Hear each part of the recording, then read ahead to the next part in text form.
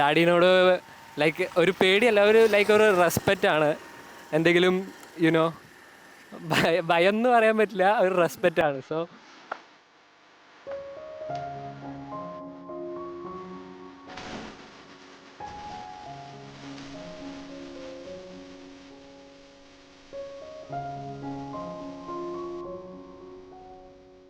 നന്മ മാത്രം ആഗ്രഹിക്കുന്ന മനുഷ്യനായിരുന്നു രണ്ടുപേരും പകുതി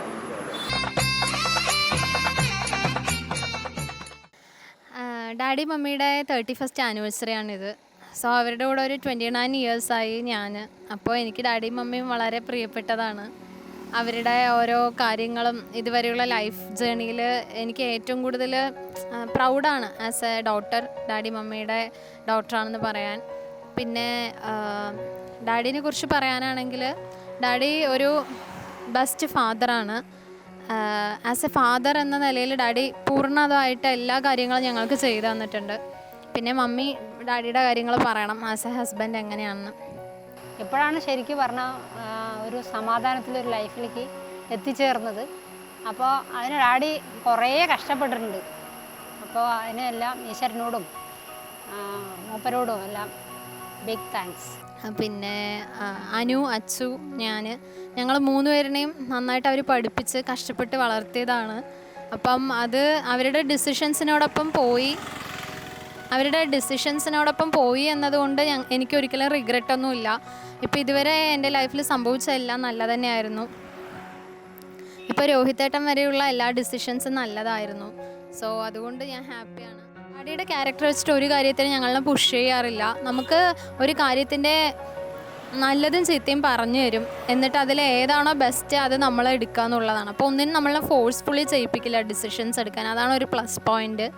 പിന്നെ എന്തെങ്കിലും ഒരു സിറ്റുവേഷൻ വരുമ്പോൾ നമുക്ക് ഹെൽപ്പ് വേണമെന്ന് തോന്നുമ്പോൾ ആദ്യം ഡാഡിയുടെ മുഖം ഓർമ്മ വരിക. നമ്മളിപ്പോൾ എങ്ങനെയാണ് അതൊന്നും നോക്കില്ല, നമ്മളെ ഹെൽപ്പ് ചെയ്യും ഡാഡി. പിന്നെ മമ്മീനെ കുറിച്ച് പറയാനാണെങ്കിൽ മമ്മീനെ എനിക്ക് ഏറ്റവും ഇഷ്ടമാണ്.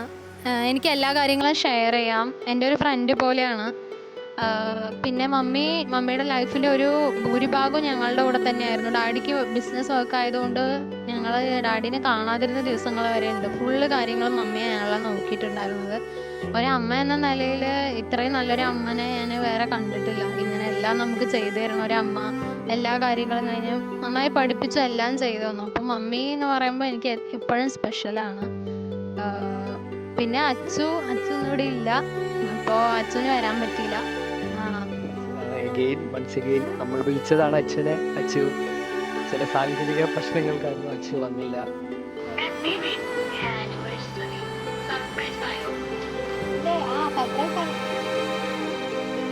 സോ എനിക്ക് ഇതിൽ പറയാനുള്ളത്, എനിക്ക് അവരില്ലെങ്കിൽ ലൈക്ക് ഡാഡി മമ്മി ഇല്ലെങ്കിൽ ഞങ്ങളില്ല. So I am happy that എനിക്ക് ഇങ്ങനത്തെ ഫാമിലി കിട്ടി, സിബ്ലിങ്സിനെ കിട്ടി, നല്ല പാരൻസിനെ കിട്ടി. I am blessed. അതൊക്കെ തന്നെ ഉള്ളു. I am just happy to be. ഡാഡിനെ കുറിച്ച് പറയാനാണെങ്കിൽ നമുക്കിപ്പോൾ എനിക്ക് എന്തെങ്കിലും ആവശ്യമുണ്ടെങ്കിൽ ഞാൻ ആദ്യം മമ്മീനോടാണ് പറയുക എല്ലാ കാര്യങ്ങളും. മമ്മി വഴിയാണ് ഡാഡിയിലേക്ക് എത്തുക. സോ ഡാഡിനോട് ലൈക്ക് ഒരു പേടിയല്ല, ഒരു ലൈക്ക് ഒരു റെസ്പെക്റ്റാണ്. എന്തെങ്കിലും യുനോ ഭയം എന്ന് പറയാൻ പറ്റില്ല, ഒരു റെസ്പെക്റ്റാണ്. സോ ഞാൻ അങ്ങനെ കാര്യങ്ങൾ ഡാഡീൻ്റെ അടുത്ത് ഡയറക്റ്റ്ലി പറയാറില്ല, എല്ലാം മമ്മി ത്രൂ ആണ്. സോ രണ്ടുപേരും എനിക്കിഷ്ടമാണ്, മമ്മീനെയും ഇഷ്ടമാണ്, ഡാഡിനെയും ഇഷ്ടമാണ്. 1995 ഓഗസ്റ്റ് 20 ഞങ്ങളുടെ വിവാഹം നടക്കുന്നത്. അത് പാലക്കാട് യാക്കര അമ്പലത്തിൽ വെച്ചിട്ടായിരുന്നു. വളരെ മനോഹരമായ രീതിയിൽ തന്നെയായിരുന്നു അന്ന് കാലത്തുള്ള കാര്യങ്ങൾ. അതിൻ്റെ ഭാഗമായി ഞങ്ങൾക്ക് 3 മക്കളുണ്ടായിരുന്നു. 2 പുത്രി 1 പുത്രൻ. അവർ നല്ല രീതിയിലുള്ള വിദ്യാഭ്യാസങ്ങൾ പൂർത്തീകരിച്ചു. എല്ലാം ദൈവത്തിൻ്റെ കൃപ കൊണ്ട് പെൺകുട്ടികൾ 2 പേരെയും നല്ല രീതിയിലുള്ള നല്ല 2 ഫാമിലി, 2 നല്ല പുത്രന്മാർ അവരെ വിവാഹം ചെയ്തു. അതും ദൈവത്തിൻ്റെ കൃപ കൊണ്ട് നമ്മൾ എന്തെങ്കിലും ചെയ്യുന്നതിൻ്റെ അനന്തര ഫലം കൊണ്ടായിരിക്കാം അത്തരത്തിൽ നല്ല 2 ഫാമിലി, 2 പുത്രന്മാരെ കിട്ടി. വളരെയധികം മനോഹരമായ രീതിയിൽ ജീവിതം നല്ല രീതിയിൽ കൂടെ തന്നെ അവർ മുന്നോട്ട് കൊണ്ടുപോകുന്നുണ്ട്. 31 വർഷം 2026 ഓഗസ്റ്റ് 20 കഴിയുന്ന സമയത്ത് ഞങ്ങൾ ഒരു മുത്തശ്ശനും മുത്തശ്ശിയുമായി മാറി. മൂത്ത പുത്രിക്ക് 2 വയസ്സ് കഴിഞ്ഞ ഒരു പെൺകുട്ടിയുണ്ട്. അവൾ വളരെയധികം മിടുക്കിയാണ്. നമ്മൾ അന്ന് എന്തെല്ലാം ഉദ്ദേശിച്ച കുട്ടികളിൽ അത് മക്കളിലില്ലെങ്കിലും പേരമക്കളിൽ വളരെ മനോഹരമായ രീതിയിൽ പ്രത്യക്ഷപ്പെടുന്നുണ്ട്.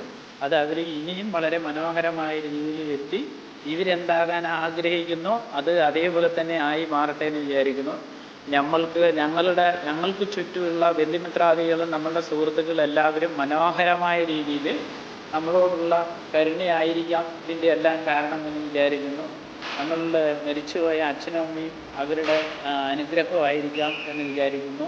അതുകൊണ്ട് നമ്മൾ മാക്സിമം പ്രവർത്തിക്കുകയും പറയുകയും ചെയ്യുന്ന കാര്യങ്ങൾ സത്യസന്ധമായും നേർമയോടും മറ്റുള്ളവർക്ക് നന്മയോടുകൂടിയായി മാറട്ടെ എന്ന് വിചാരിക്കുന്നു. അത്രമാത്രം. ബാക്കി അടുത്ത സ്ക്രീൻ.